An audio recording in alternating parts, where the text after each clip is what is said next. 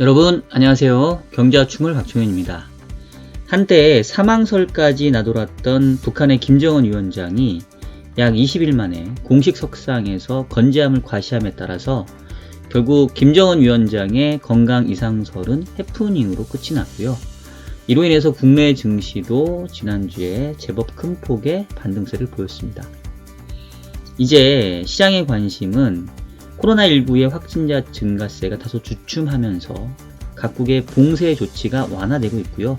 이로 인해서 경제 정상화에 대한 기대감들이 얼마나 크게 나타날 것인지에 쏠릴 것으로 예상이 됩니다. 하지만 한편으로는 트럼프 대통령이 코로나19에 대한 책임을 중국에 물을 것을 시사함에 따라서 또 다른 불확실성이 제기되고 있기도 합니다. 금주 주간 전망소 시간에서는 경제 정상화에 대한 기대, 그리고 또 미국과 중국 간의 갈등 가능성 등을 주요 관심사로 살펴보도록 하겠습니다.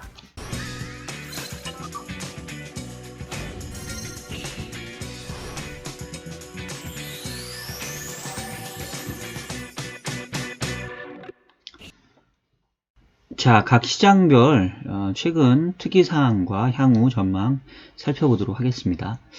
일단 주식시장 같은 경우에는 지난주에는 국내 증시 상당히 좀 분위기 좋았어요. 지금 코스피가 1950선까지 육박을 했고요. 코스닥도 지금 645선까지 회복을 했습니다. 앞서 말씀드렸던 것처럼 이 김정은 위원장의 건강 이상설이 해프닝으로 밝혀지면서 국내 시장에서는 조금 더 모멘텀이 있었고요. 그리고 지난주에 보면은 외국인 투자자들이 무려 12주 만에 주간 단위로 국내 시장에서 순매수세를 보였습니다. 아직은 매수 규모가 크질 않아서 이게 어떤 의미가 있다라고 좀 얘기하기 좀 어려운 부분이 있긴 하지만 어쨌든 그동안 계속해서 순매도세를 보이다가 매수세로 좀 전환이 됐다. 이런 측면에서는 다소 조금 긍정적인 부분이 있는 것 같습니다. 다만 이제 상당 부분 그 긍정적인 부분도 좀 선반영된 부분이 있고요. 현재 지수대에. 그리고 지금 이제 지난주에 미국 시장이 조금 찜찜했던 게 잘 올라오다가 우리가 지난주에 그 연휴로 목요일, 금요일 그 쉬는 기간 동안 미국은 지금 다 음봉을 보여줬거든요. 특히나 이제 금요일은 다우가 한 2% 중반, 나스닥이 한 3% 초중반까지 좀 빠지면서 조금 안 좋은 모양새였는데 지금 이제 트럼프 대통령이 또 사고를 치는 것 같아요. 지금 일단은 그 최근에 이 코로나19에 대한 그 부분들이 상당히 이제 미국에서는 심각하게 나타나고 있다 보니까 트럼프 대통령 입장에서는 뭔가 외부로 조금 그 비난의 화살을 좀 돌려야 될 필요성이 좀 있는 것 같고요. 지금 현재 보니까 미국은 코로나19에 따른 사망자 수가 67,000명을 넘어갔고 확진자도 지금 116만 명을 넘어섰습니다. 사실 지금 미국에서는 뉴욕주를 제외하고는 이제 대부분 이른바 봉쇄 조치가 좀 풀리고 있는 상황인데 지금 확진자 추이로만 봤었을 때는 그렇게 좀 안도하기에는 이른 상황인 것 같은데 어쨌든 사실 미국이라고 하는 나라가 국내처럼 이렇게 정부가 강하게 통제할 수 있는 그런 문화가 아니기 때문에 어느 정도 그 현실적인 부분도 감안된 것 같고요. 근데 어쨌든 트럼프 입장에서는 지금 미국이 전 세계적으로 코로나19의 확진자도 제일 많고 사망자도 지금 제일 많은 숫자이기 때문에 이거에 대한 책임론을 결국은 중국에게 상당 부분 이렇게 전가할 수밖에 없는 이런 상황이 되는 것 같고 특히 올해 11월에 미국의 대선이 있기 때문에 트럼프 입장에서는 어떻게든지 중국에게 책임을 추궁하려고 생각이 됩니다. 그러다 보니까 지금 지난주 후반에 얘기됐던 것들이 이제 미국이 다시 중국에게 관세를 부과할 수 있다. 이제 이런 얘기가 지금 나오고 있는 상황이고요. 다만 이제 시기에 대한 부분은 트럼프 대통령이 달려있다라고 해서 아직은 뭔가 조금 유연함을 좀 놔두고는 있습니다. 근데 어쨌든 간에 지금 이제 막 각국의 적극적인 경기 부양책 중앙은행의 유동성 공급에 힘입어서 금융시장이 실물 경제보다는 빠르게 안정을 되찾긴 했는데 다시 만약에 미국과 중국 간의 무역 불안이 불거지게 된다면 이거는 또 상당 부분 분위기가 싸해질 수 있거든요. 그래서 그 부분들 조금 주의를 기울여야 될 것 같고요. 아울러서 지금 이제 다음 주에 눈여겨봐야 될 지표들이 지금 몇 가지가 있는데, 일단 이제 다음 주에 가장 눈여겨봐야 될 지표들은 이제 미국의 4월달 고용 지표가 될 것 같습니다. 지금 전주에 발표됐던 미국의 1, 4분기 GDP가 결국 마이너스 4% 이상 나오면서 상당히 부진했단 말이에요. 실제로 이제 그 코로나19에 따른 충격이 이제 가시화되고 있는 상황이고, 뭐 1분기보다 2분기가 미국 경제가 지금 더 안 좋을 거다라는 지금 전망이 우세한 상황인데, 실업률들이 얼마나 치솟았을지가 지금 상당히 관심이 될 것 같아요.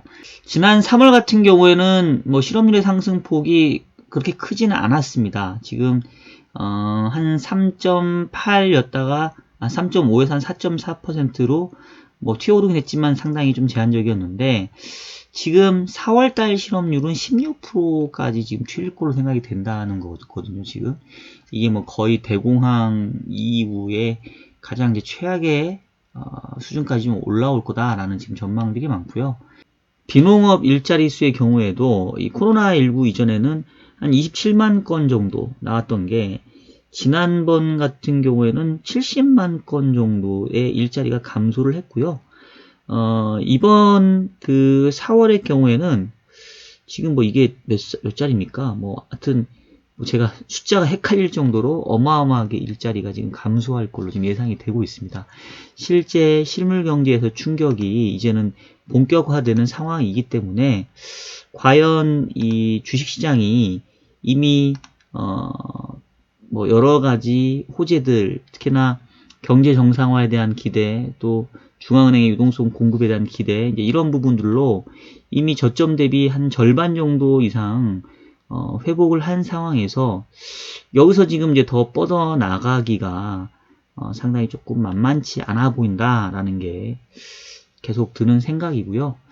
뭐 그렇다고 해서 다시 뭐 전저점 내려간다 뭐 이런 것도 아닌 것 같고, 하여튼 일단은 금융시장이 먼저 어느 정도 최악의 국면에서 벗어났지만 실질적으로 실물 경제에서의 충격이 완화되고 어느 정도 경제가 정상화되는 것들이 좀 눈에 확인되기 전까지는 이제는 앞서 나간 뭐 금융시장, 특히 주식시장 같은 경우도 조금은 숨고르기 국면이 앞으로 좀 나타날 수 있겠다, 뭐 그런 생각들을 계속 좀 저는 하고 있는 상황입니다. 채권시장의 경우에는 지난주에 뭐 특별하게 금리에 큰 변화들은 없었는데요.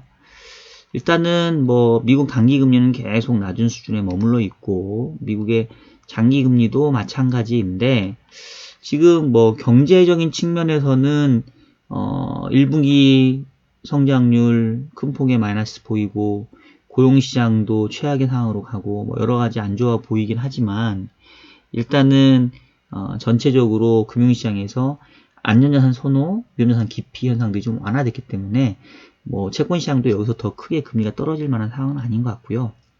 그리고 수급적으로도 지금 연준이 그동안 계속 그 양적 완화 규모 좀 늘려줬는데 몇 주 전부터는 어느 정도 금융시장이 좀 안정을 찾다 보니까 수급 측면에서 이 연준의 채권 매입 규모가 조금씩 줄고 있고요.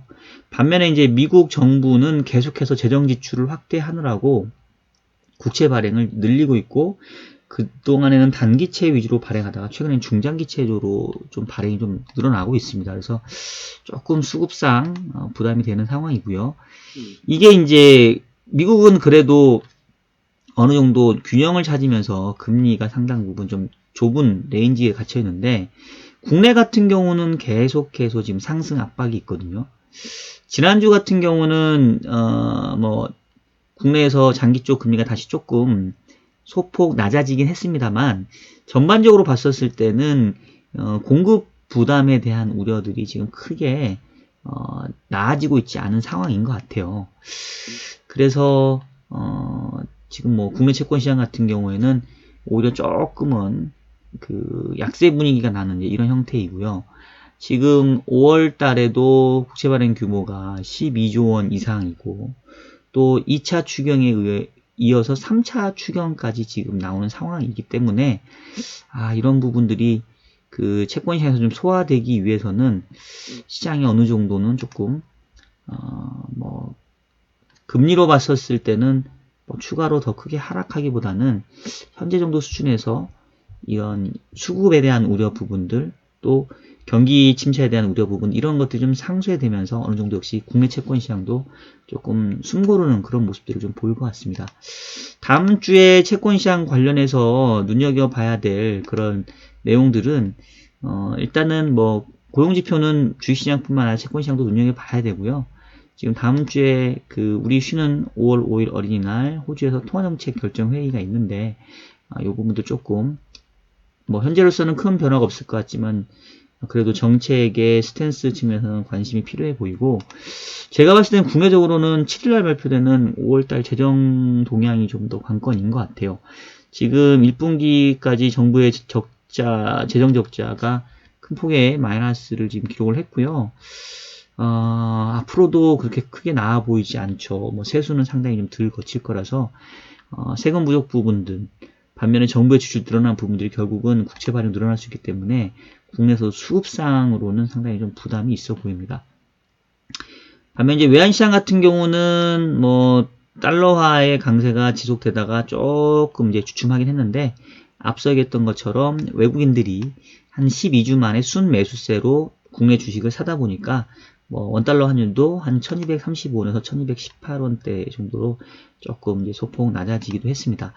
최근에 큰 폭의 변동성들은 이제 어느 정도 지금 진정되는 모습들을 보여주고 있습니다. 다음으로 원자재 시장을 보면 뭐 제일 드라마틱한 모습을 계속 보여주고 있는데 한때 5월 인도분이 마이너스 40달러 갔다가 지금 6월 인도분은 조금 회복을 했고요. 지난주 주말부터 해서 오펙 그리고 러시아의 이 산유국들이 감산을 이제 본격적으로 시작을 했고요. 또 셰일 업체들도 자발적인 감산에 나서는 모습들을 보여주고 있습니다. 그래서 지금 뭐 한 20불 정도에 거의 육박을 하고 있는데 다만 뭐 여기서 지금 이상 크게 뻗어나기도 쉽진 않아 보이죠. 여전히 뭐 글로벌리 원유 수요가 좀 늘어나는 데는 시간이 좀 걸릴 거고 저장 창고들의 캐파가 이제는 좀 차간다라는 그런 우려가 계속 있기 때문에 상당 부분 뭐 여전히 하락 압박들은 좀 존재하는 것 같아서 좀 바닥을 다지는 모습들이 좀 이어질 것 같습니다.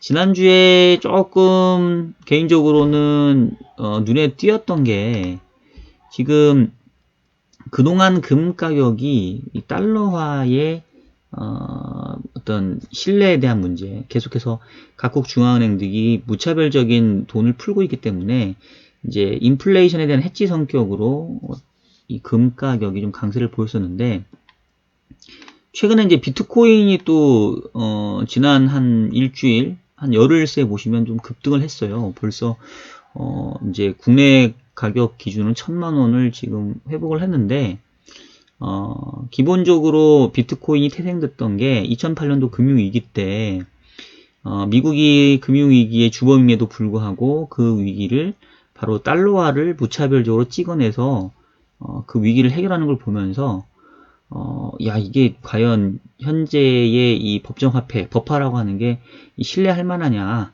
새로운 가치 저장 수단이 있어야 되겠다 이러면서 이제 가상화폐가 만들어졌다라고 저는 알고 있거든요.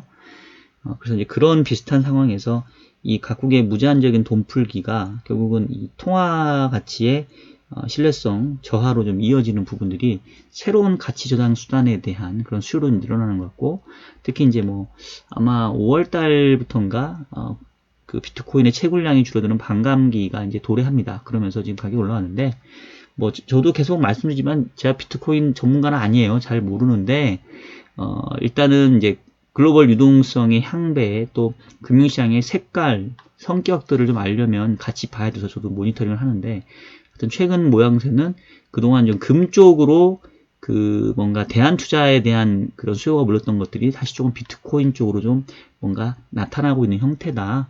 뭐 이런 정도 말씀을 좀 드릴 수가 있을 것 같습니다. 자, 뭐 이 정도로 해서 전체적으로 시장은 간단하게 짚어드렸고요.